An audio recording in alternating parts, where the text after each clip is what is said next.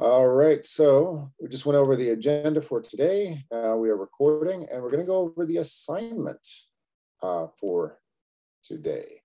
So what I'd like to do is get a volunteer reader, and I'll make the writing nice and big so everybody can see.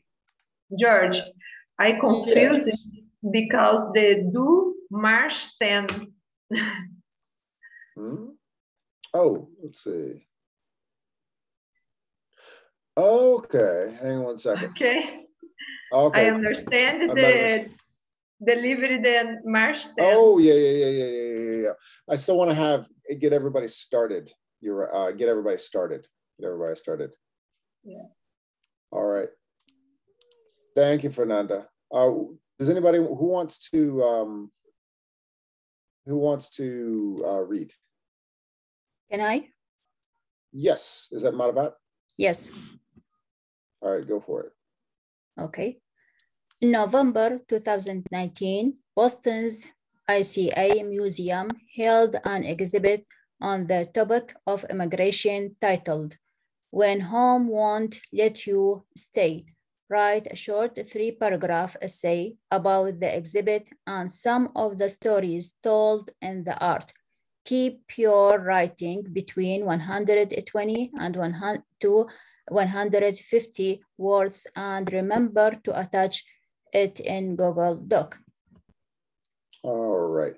Now, you're right. I did actually post that as March 10th. My plan was to do this writing exercise today.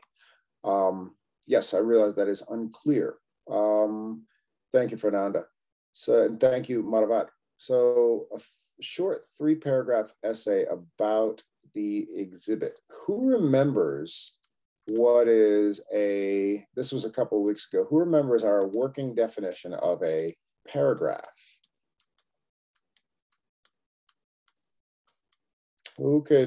This was a couple of weeks ago.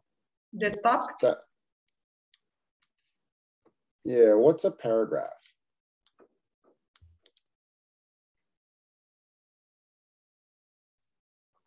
A collection of sentences of the main idea. Yes, good job, Madhavat. So exactly what she just said. So a group of sentences, a collection of sentences that are bound together by some main idea, some linking them together. So you'll have several sentences, group them together, transition out of that paragraph into the next paragraph, which is the next main idea, and then move into the next paragraph, which is the next main idea. Now, who remembers the trick of beginning a new paragraph? It starts with a T. Information. Topic sentence. Hey, nice. Sentence. Kimberly, good job. Topic sentence. Yes, a topic sentence. Excellent. So when we do the peer review, we're going to go over writing paragraphs and leading into those new paragraphs with topic sentences. So if you haven't started a draft of these 3 paragraphs, you can do that now. But what I'm going to do to give everybody a little time to have a little something on a Google Doc is show everybody this, which I didn't show you last week. It's a PBS special about the exhibit, When Home Won't Let You Stay. So if you really haven't quite dived into the content yet, or haven't really started your writing yet, this is your chance to get something on a Google Doc. So I'm going to minimize that black bar on the right side of the screen that you see. That's our video panel. I'm going to minimize that. And I'm going to open up this.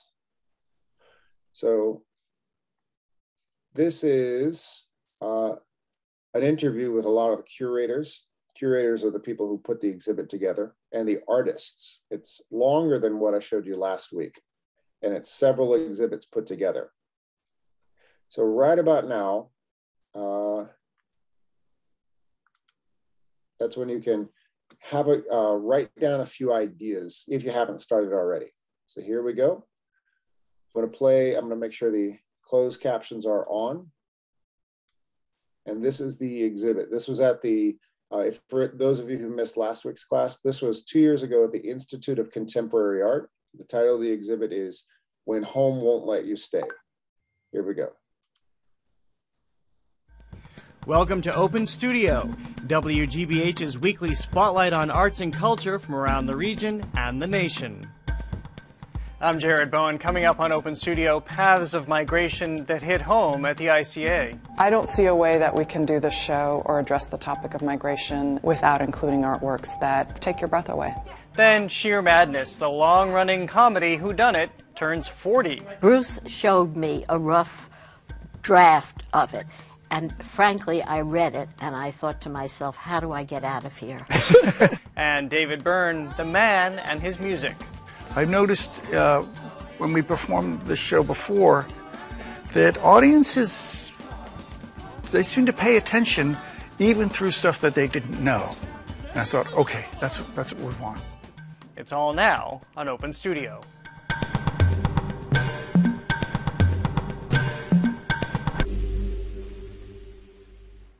First up, the Institute of Contemporary Art examines the issue of migration in its latest exhibition. Placed in the hands of artists, some who are migrants themselves, the subject is a mixture of memory, meaning, and mortality. According to the United Nations, there are nearly 71 million people worldwide who've been forcibly displaced, including nearly 30 million refugees.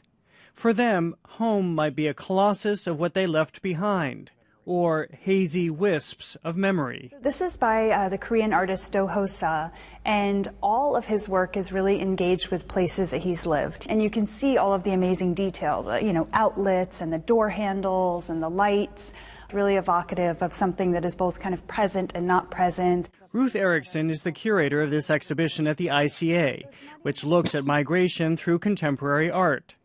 A show of works by artists observing the globe's record level of displacement.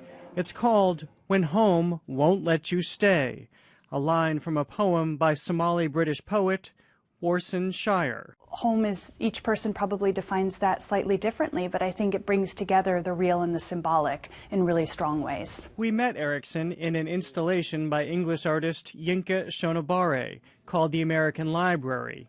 It features more than 6,000 books, all lavishly bound. Each sports a name embossed in gold. All of those individuals are either first or second generation immigrants, or they're individuals who had moved from the south to the north during the Great Migration. Deeply immigrant stories, presumably, and Donald Trump's name is to be found here. That's right. Due to the kind of very divisive rhetoric right now around immigration in particular, he also added in names of people who, in his mind, were really actively kind of working against immigration.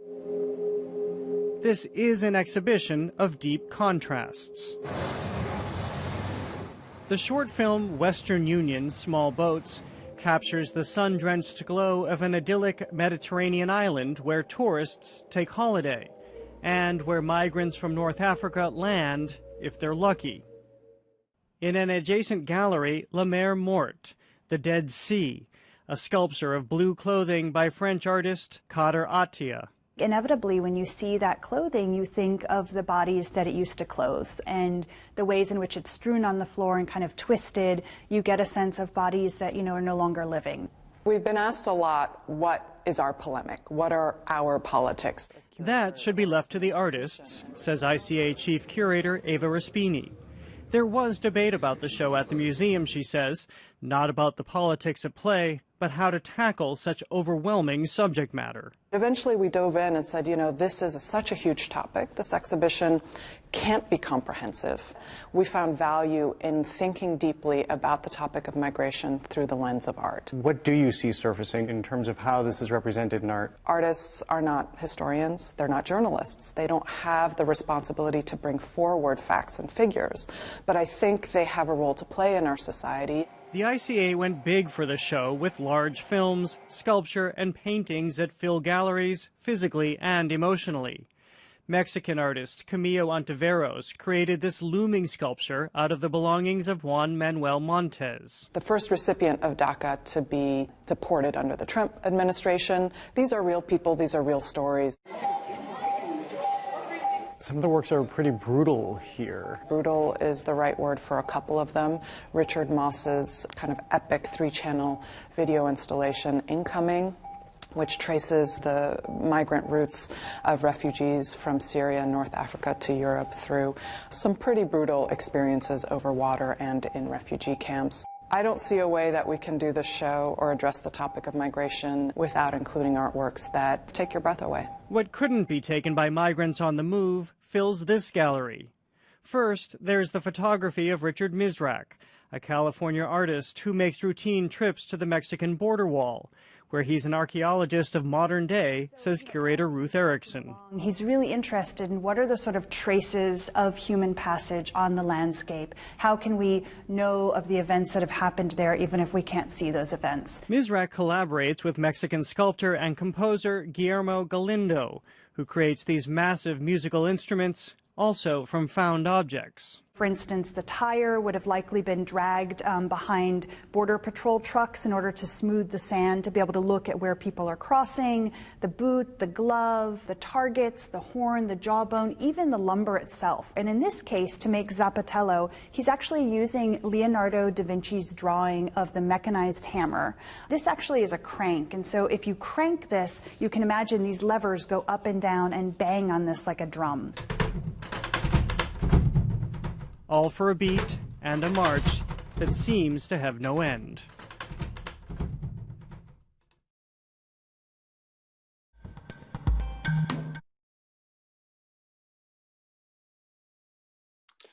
All right, that is the exhibit. That was the entire exhibit. It was 2 years ago at the ICA. Now, if we're going to describe one of these exhibits, one of these pieces of art in the exhibit, let's take some turns describing one or the other. So I'm going to pause the video at one, let's say, actually, no, instead of pausing it at one particular piece of art, I'm going to ask for a volunteer. Who would like to describe one or two of the pieces of art that they've either started writing about, curious writing about, or they just find interesting? So I'm going to look at the video panel here. Look at all the wonderful names and faces here. Who can pick out a single piece of art in the exhibit and then describe it? Just put a few words to it.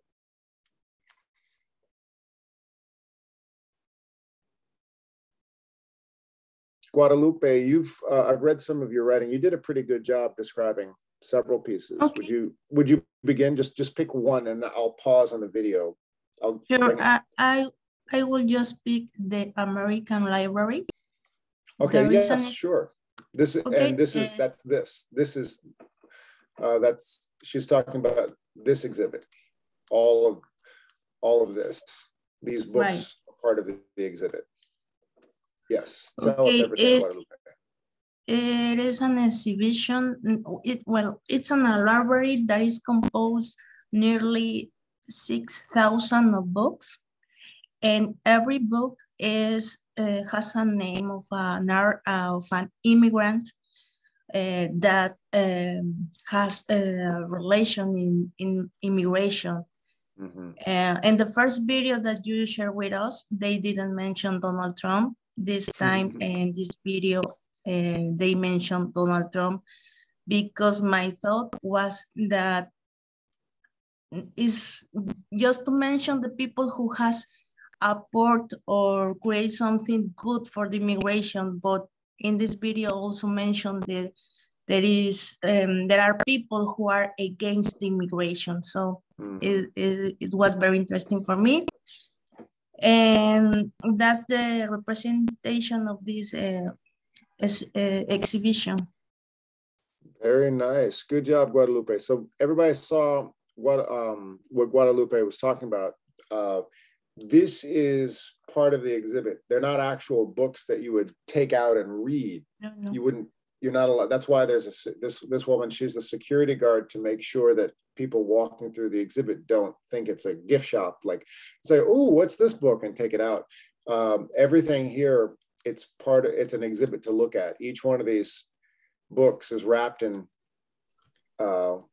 something colorful and has a name that tells a story. So this, yes, it's like to commemorate those people who have support or contributed to something to the immigration. Can be good or bad. Yes, exactly.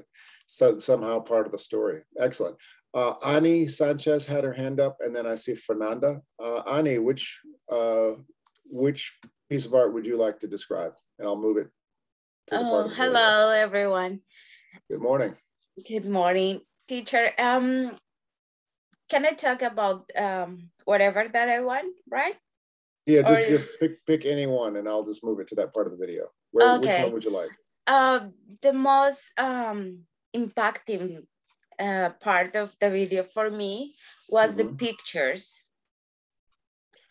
You mean the movie?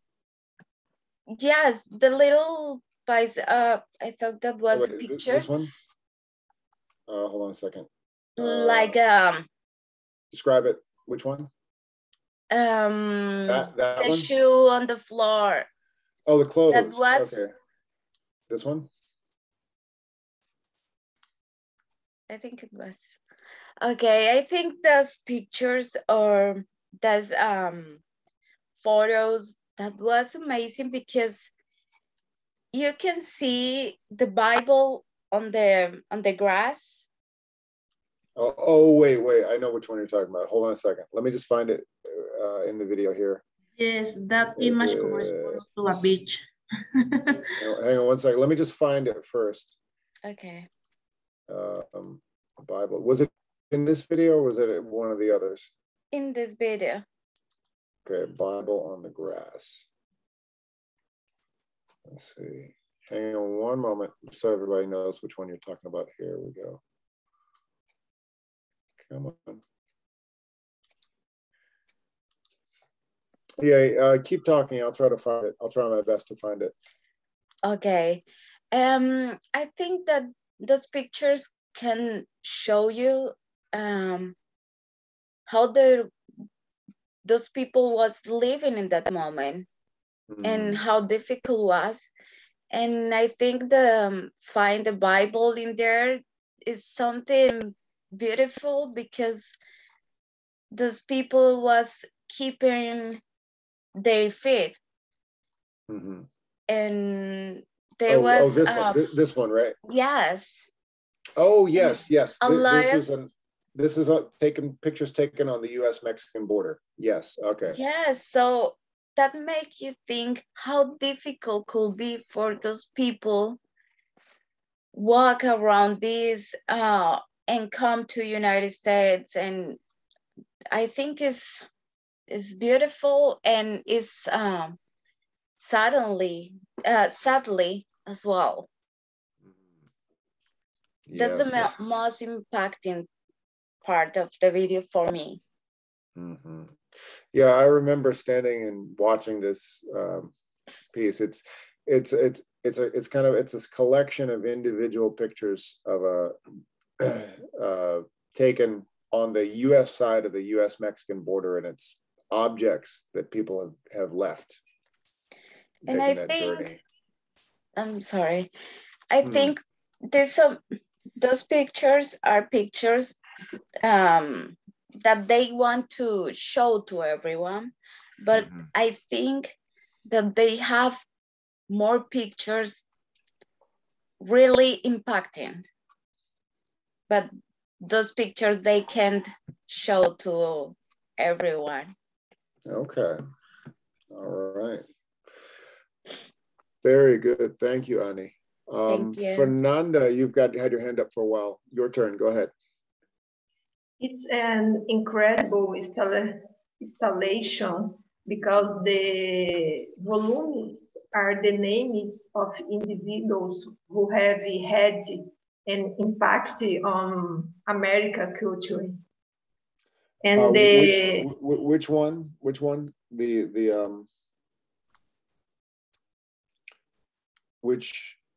piece?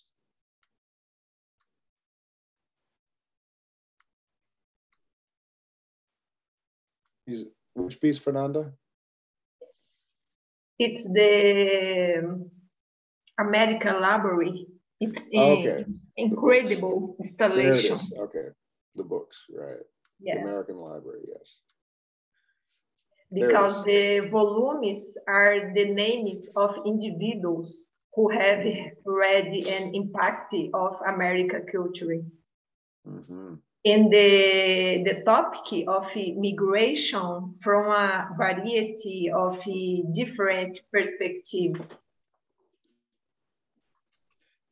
And variety of different perspectives, yes. Yes, and the first generation or second generation migrants or descendants of people who move in the other countries. Mm-hmm. Yes, yes. Even former President Trump, yes. Yes. Yeah, excellent. All right. Would anybody else like to just put some words to one of the pieces in this shown in the video here? For me, teacher, the more impressionant is when they express their physical emotion, painting a picture. Let me find a painting. Let me see. Which, oh, there we go. Like this one? No, continue. This one? No, it's when she. Which painting? What was the painting of? Painting the emotional, the physical emotional. This. Okay. Yes. Yeah. Tell us why this one speaks to you, Belkis. What? Oh, tell us why this one stood out to you. But she expressed her that they are feelings, painting the picture, how they feel emotional. Mm-hmm. But I think that they painting is because they can speak what about they are feeling, and they painting it. All right, fantastic. Now, while I was playing this short video about the exhibit, several people have joined us. So what we're doing right now is we're going to do a little peer review of and make sure everybody has started the writing assignment. So let's go back to physically the assignment. So there's there we have several resources about the exhibit. This was at the ICA in Boston 2 years ago. And the assignment is to write a short 3-paragraph essay about the exhibit and some stories told in the art. A few of you have completed it already. What I want to make sure everybody is able to do is start it and then start to peer review. Now, if I'm going to write on a Google Doc, what's the first thing I want to do? Who could tell me?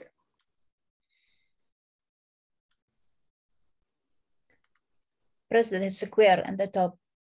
That's right. So I open up a blank Google Doc. There we are. And once I open up my blank Google Doc, here's the tricky part. When I'm starting my writing, let's say I want to write about the American Library, or the painting about the family with the girl upside down on the couch. I'll make a, so let's say I haven't really started my writing yet, and I want to say, in the exhibit, home won't let you, when home won't let you stay.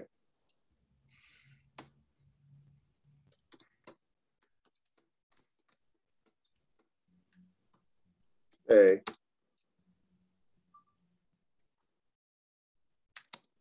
I found the American Library to be very, give me an adjective.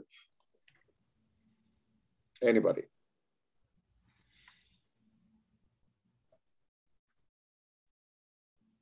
Interesting. Interesting. Very educational. Educational. Perfect. Yes, impression. Interesting and educational. Let's just use More it. information. Information. Now, all these are great. Now, let's say if I use that as my topic sentence and I want to continue further to give more information about it in a paragraph. And then when I go into a breakout room, I want to share this document with somebody else. Who remembers how to share a Google Doc?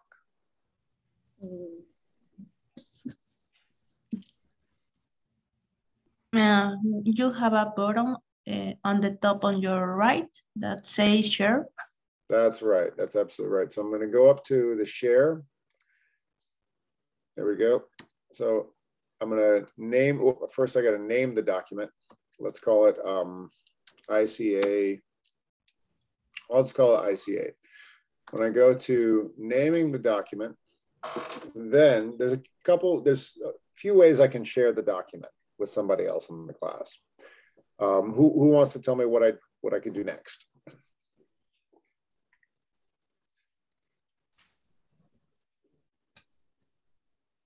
I put immigration in contemporary art. Well, we're talking about, not talking about titles now, we're talking about how to share the document. What's the next thing I want to do? Add the Gmail. Right, exactly. Was that Marvat? Yes. Excellent. So Marvat, can you demonstrate for me? Can you send me in the Zoom chat your Gmail email? And then I'll we'll demonstrate together. Okay. So Marvat is going to send me in the chat her email. And then I am going to share the document with her and she can help me make corrections.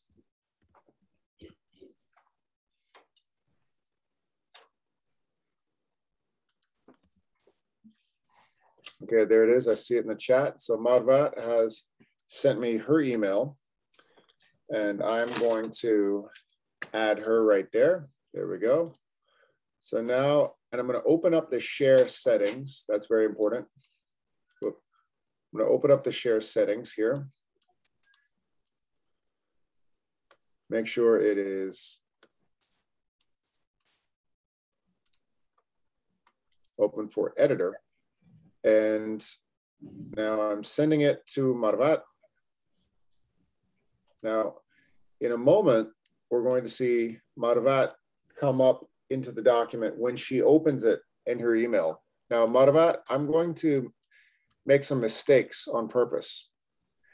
Let's say I forget to begin the sentence with a capital letter. And I have some grammar mistakes. So does everybody see me making mistakes on purpose? Instead of I found, I'll say I find. Or I'll misconjugate the verb. I thinking. So now I've got a grammar mistake here. Two is very interesting. Right. So what I'm gonna, so Marvat, when you get into the document, I want to show everybody that you can get into the document and help me fix my mistakes by getting into the same document. So Marvat, let me know when have you opened the document in your email? Yes. Excellent. So I should see you here any moment. I'm gonna readjust the settings.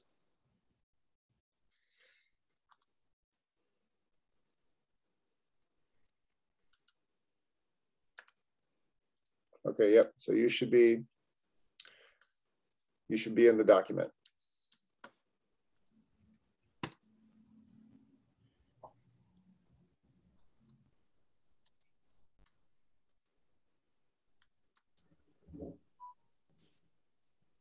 Marvat, have you opened it? Yes. Okay, I don't see you there. You can start typing on it. Typing where? The same document? Yes, that's what I'm asking you to do, to show everybody how to do it. To make the corrections. Right, right. So I made mistakes on purpose, and I want everybody to see how Marvat can get into the document. So you want to open the document and start typing.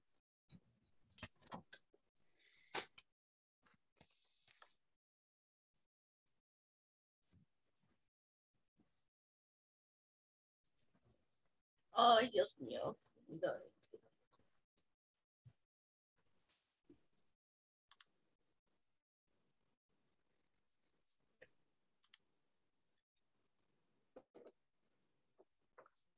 I'm also going to send it to Guadalupe. Guadalupe, I'll send you the same document, and I'm going to do it a different way. Instead of sending Guadalupe, sending it to her email, Guadalupe, I'm going to send you a link. So does everybody see how I can copy a link here? Yes. Okay, now I'm going to send this to you in the Zoom chat. Here you go. There we are. Okay, so Guadalupe has a link, and Guadalupe can enter the documents. There we go. So does everybody see how Guadalupe has opened the document? Okay, Guadalupe, you can start making changes to the document, and everyone can see my hands are up. Okay, So I cannot make any changes. I'm trying, but I have a button that I have to ask you for access to edit. No. Okay, try now. Try now. Okay.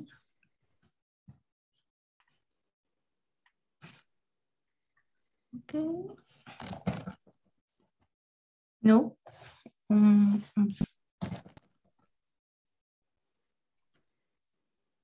Okay, Marvat just put a comment on the side. Marvat, you can, so everybody sees how Marvat put a comment on the side. Marvat, you can write on the document itself. Oh. Can I do with that in the mobile phone? Yes, or just? Either way is fine. Okay.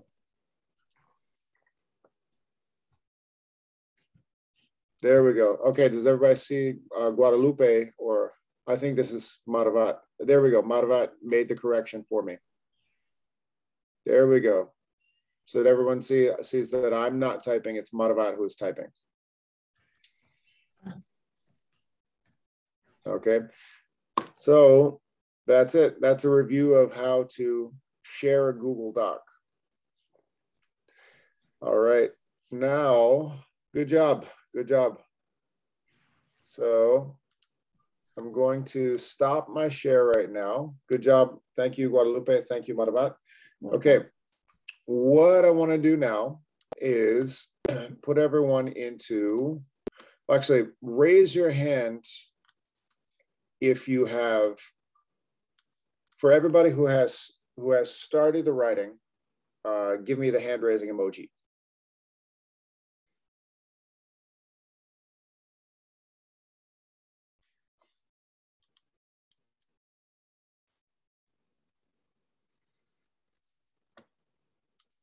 All right. I think there's a lot of people who are actually not here, who are just listening. I'm going to ask for, actually, okay, yep, 1, 2, 3, 4. So if you have started the writing process, hand raising emoji. So that's, okay, I'm going to create 1 breakout room, 4 breakout rooms, 5 breakout rooms. And I'm going to first put in the people who have already started the writing in 1 breakout room. Here we go. So everybody who's raise their hand are going to go in the first breakout room.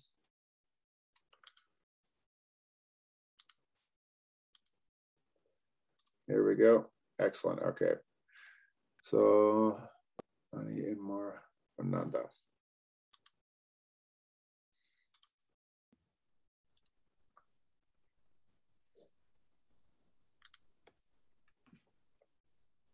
All right. Let's see. Okay. And just I want to ask you again. If you have, okay, so if you have started the writing process, give me the hand raising emoji. Okay. Now I'm going to put everyone else into individual breakout rooms. Okay.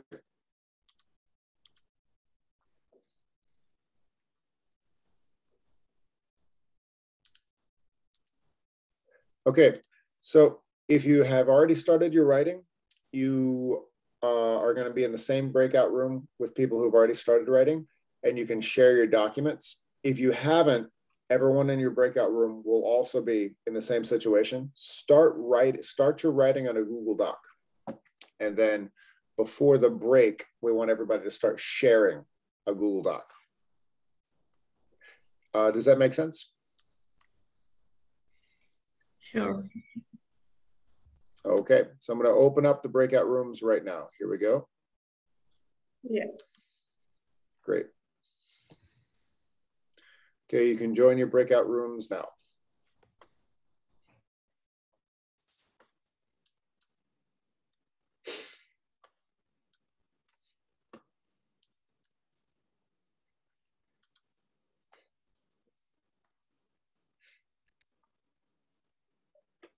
Okay, so Carl, Francelis, you can join. Fernanda, you can join your breakout room.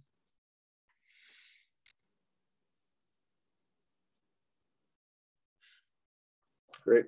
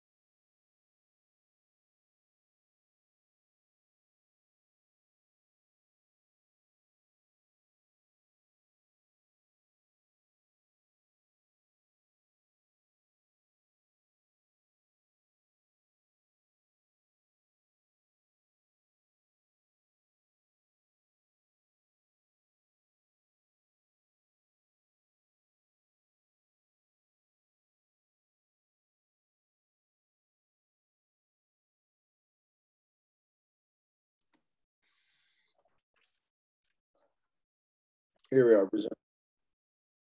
Okay, so we're back from our break. All right. Here are some of the vocabulary words that we looked at in this chapter. Let's review some of them right now. And next class, we can play a little game with these words. All right. I'm going to,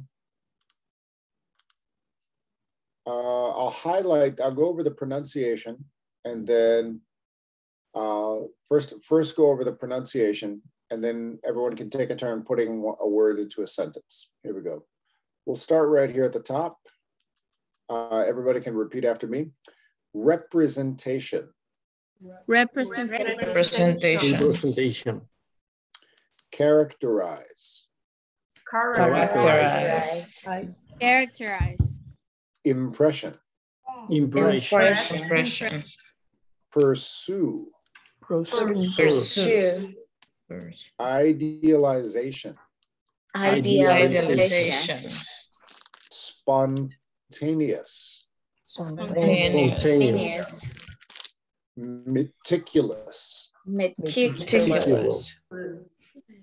Fleeting. Emerges.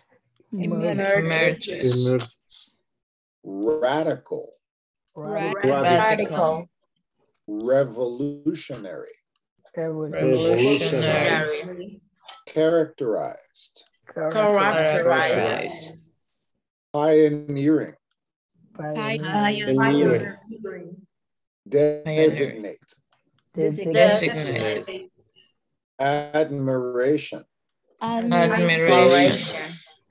Temperament. Durable. All right. Let's see. I'm going to choose a word at random, and then I'll ask for a volunteer to use the word in a sentence. I'll start with spontaneous, and I'll pull up my video panel to see if I can get a volunteer. Whoop. Okay, Kimberly has already volunteered. Here we go. Kimberly, go for it. All right. My cousin is very spontaneous. She always make a great job. Excellent. Perfect. Does a great job. All right, let's do pioneering. Who wants to volunteer for pioneering? Yeah, the teacher is the pioneering in the Zoom class. Pioneering. Am I really a pioneer? I mean, I would love that. That sounds great. I don't know, except I think it's kind of not true, but that sounds really nice. I'll take it. I'll say sure. You know, if you say so, Inmar. But what does everybody know? What is pioneering? Pioneer is the first one. Yeah. In all. You are the first one in Zoom class. Okay, sure. Yeah, it sounds really nice, Inmar, but thank you. You know, I would love it if I could say that, but you know, maybe I could just get away with it and lie. Yes, I pioneered the Zoom class. Me. Yes, nobody else did it before. Oh yes, sounds really, really great. Okay. Representation. Who wants to volunteer to put that into a sentence? Fernanda. I representation my country in America. Okay. We've got a conjugation issue. I'm going to write it down the way you said it, and then I think you're going to recognize the little mistake. Here we go. I representation my country in America. So what I want to change something. What do I want to change here? You're going to change representation for represent. Exactly. All right. Now, Fernando, say it again like that. I understand. Yes. I represent my culture in America. Very good. Excellent. Thank you. And Andrea, nice job helping out. Good teamwork there. I like it. Was Kimberly. Right. Kimberly, okay. I always sometimes confuse your voices when I don't see I see the light showing up on the video panel. I confuse. Was that Kimberly? Was that Andrea? I'm sorry, both of you. I'm sorry for confusing your voices there. Don't worry, teacher. Yep. Let's see. Thank you. Durable. Who would like to put that into a sentence? Durable. Me. Jose, take it away. My phone charge is durable. Sure. Yeah, that's a good. Durable. Lasts a long time. Yeah. All right. Pursue. Marvat. What's the brand your cell phone, Jose? I don't know. But it's a cheap. I don't know. A cheap one. Joking. It's a cheap one. Marvat, go for it. Pursue. Yes. I pursue to learn English fluently. All right. Excellent. I pursue to. Oh, we have a tiny little mistake. Let me show you. George, yeah. I wanted to ask you if pursue is to convince someone to do something or. Oh, that's persuade. You're thinking of the word persuade. Okay. They look really similar. I know what you mean. Yeah. I could confuse those two. That when you look at the word, it looks very similar to persuade. Okay, Marvat said, I pursue to learn English fluently. Me too. Everyone. Well, there's a little tiny mistake.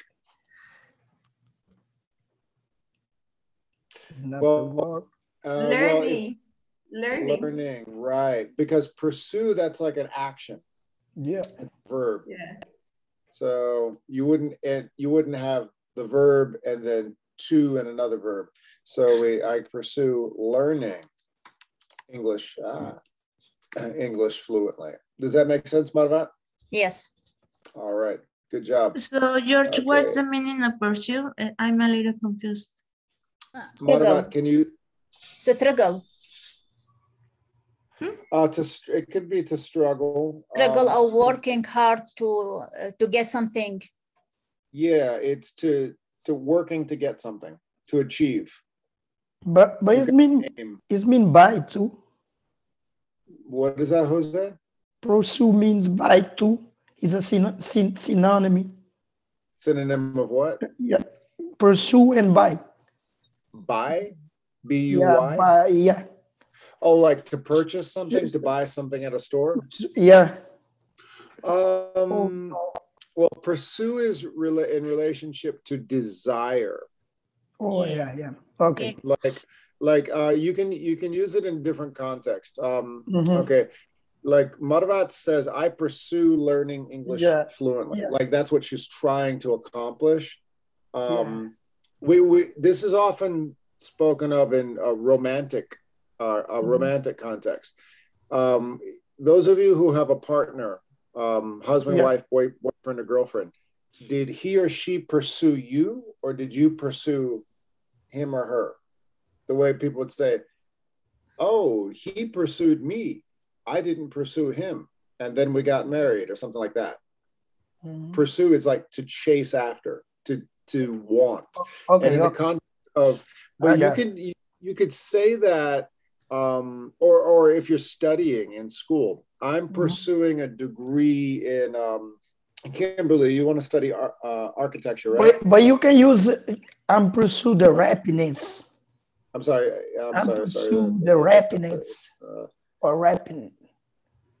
And it's when you have when you need to get something and you continue you pursue. Yes, Belkis, not yes. Francelis, I'm sorry, Francelis, not Kimberly. I'm confusing everybody now. I'm pursuing a degree in accounting, whatever. If you're the way Belkis said, but it's not wrong the way Jose was using it. To buy something if you're going shopping, let's say I go to the supermarket and I want to cook something, but I'm having a hard time finding that one thing. Yeah. I'm pursuing, you know, a spice or a vegetable or something. Yeah, you could use it in that sense for shopping. That makes sense. Okay. But it's not the same as the action to buy. It's really like the action of looking for that thing that you want. Yeah. Yeah. So I know what you mean. Let's see. Admiration. Do we have a volunteer for admiration? Yeah. Oh, who was that? It is when you feel admiration for one people. When the people do the good thing, you say, I have admiration that's this person. Is that, let me help you, Balkis. I admiration this person. We need to fix that. What's a mistake? I admire. I admire. There you go. Okay. There you go. I admire. Admiration is the noun. Admire is the verb. So there we go.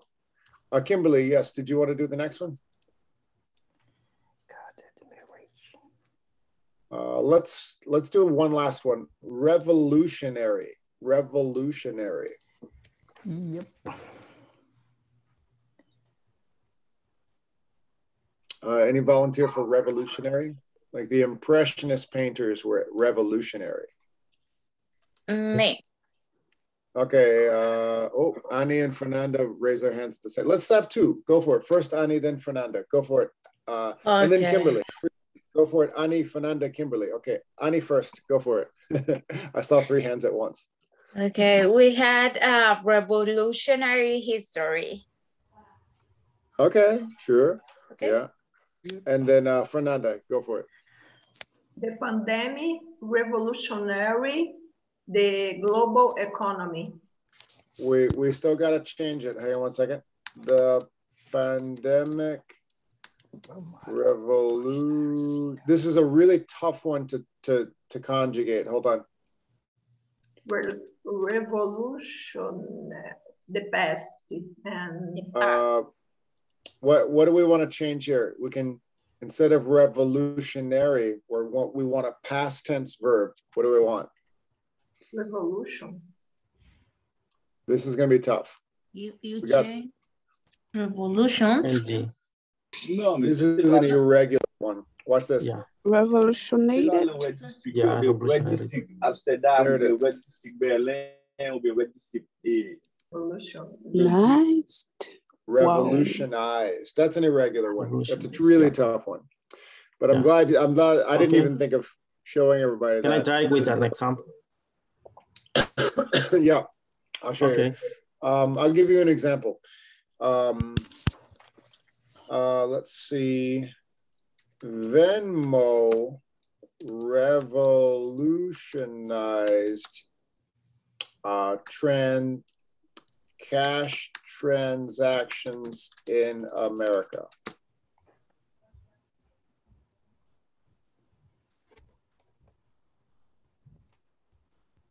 Means total change. Total change. Let's see, who is next? Kimberly wanted to use revolutionary in a sentence. And then Enmar.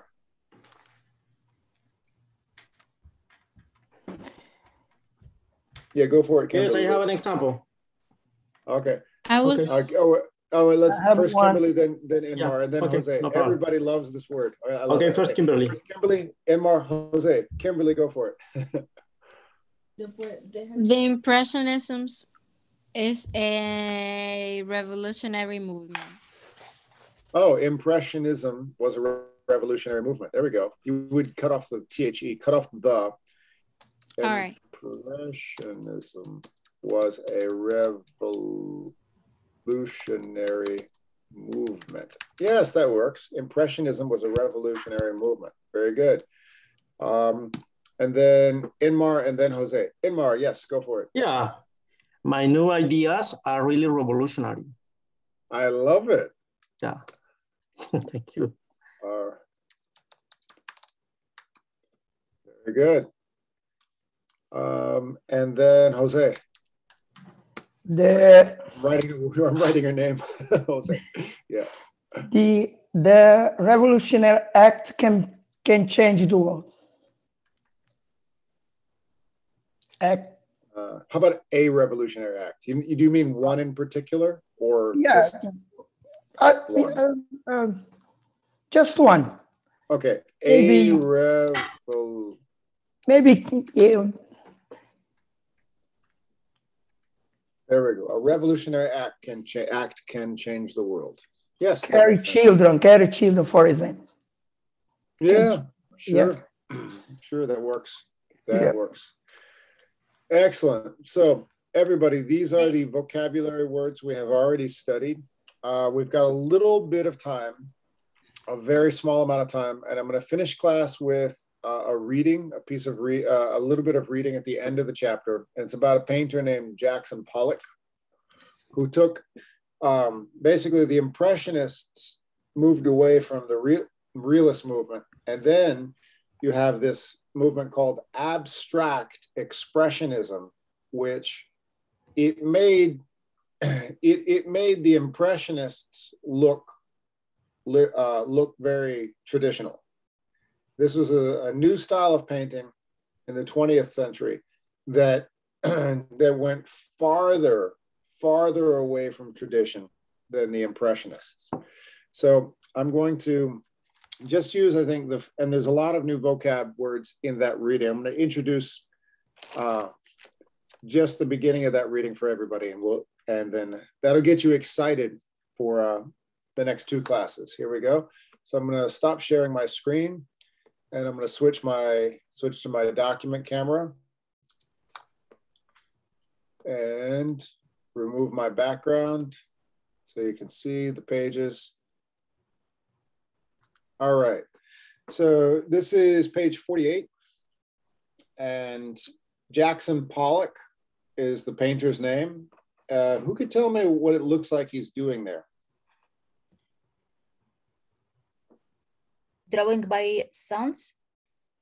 Yeah, he's actually dropping, like I'm doing this with my hand, he's dropping. Yeah. So he's sprinkling things onto a painting.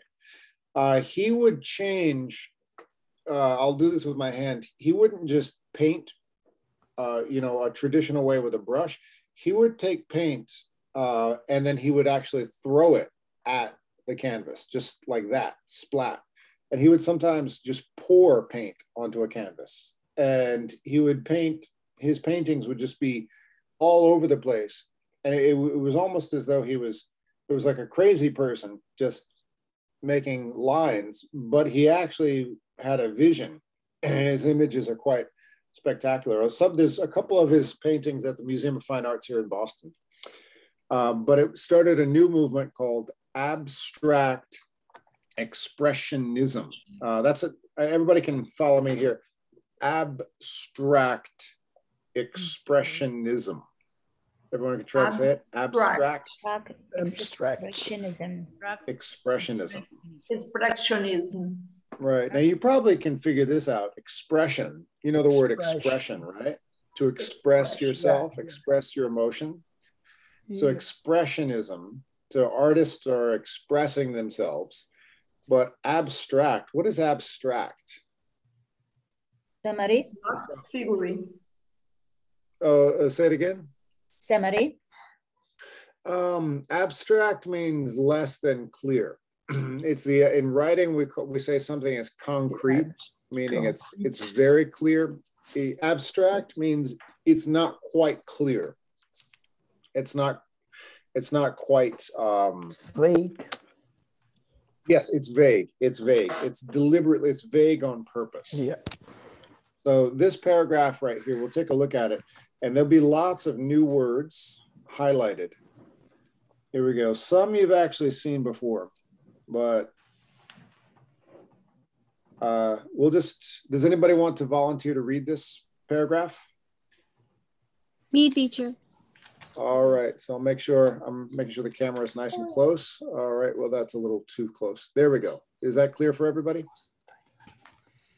Yep. Yes. Excellent. Okay. Okay, go for it. I'll bring my pen over. My fingers are too big to do that. All right, there we go. The most dynamic movement of the post-war period was abstract expressionism, sometimes also called action painting. It is called abstract expressionism because the imagery is abstract or even non-objective. non-objective. Non-objective. And the way in which the paint is put on to the canvas express the action with which the work was made. Naturalistic representation of objects is of less importance than the artist's feelings about them or the aesthetic experience of the act of painting itself. In abstract expressionism, explosive energy is a part of the method of creating. An emotional drama builds through the technique itself. Accidents inevitably occur in the frenetic execution of a work and are often retained as evidence of spontaneity. Spontaneity. Good. The scale of such paintings soon increased to heroic dimensions, mainly because broad areas were required for the free swinging movements of artists' arms and hand. All right, so there's a lot going on in that paragraph, and I'm going to stop it right there with the reading.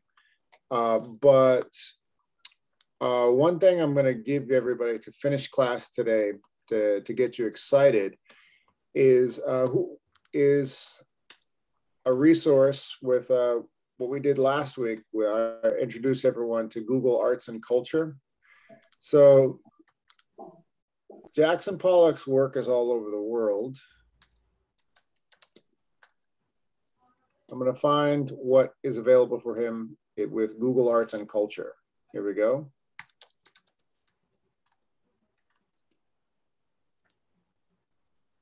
There we go. All right, plenty of paintings. Here we go. All right, so I'm going to attach the link for Jackson Pollock's paintings in the WhatsApp group right now. And I want to get a few words from everybody. So if you take a look in the WhatsApp group, I'm pasting the link to Jackson Pollock's paintings. If everyone can look at their phone, open it up. I'm going to turn off the camera now. Okay. Let's finish class just sharing a few words with, what do you see? What are you thinking when you're looking at his paintings?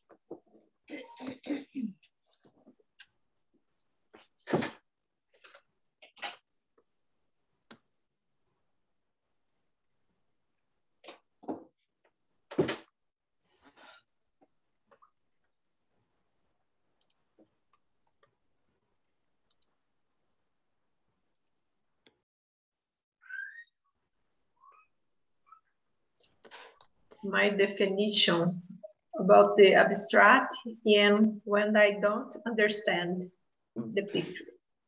It's hard to understand. Yeah, it takes a while. So I'm going to give everyone's.